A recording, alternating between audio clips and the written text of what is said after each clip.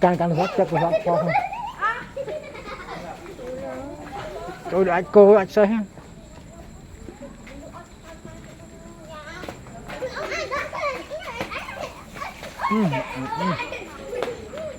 anh ấy xí small được xa đó nè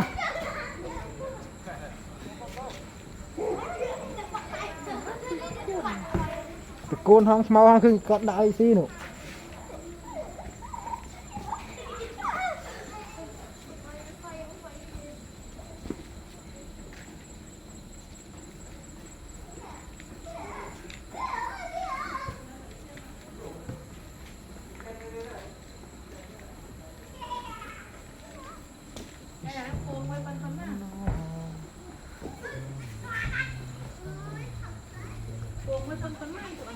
bông con pôm của pơ đây nữa này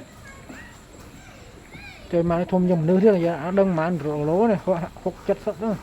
môi trường quá ấy bà xà mòn với xin phó khai nó mà cho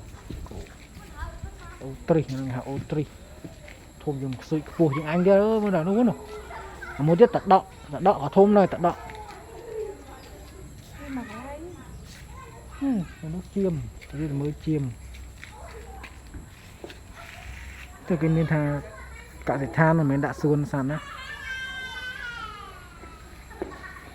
anh ấy chỗ đã xây hay xi pháo đấy này là nhúc ai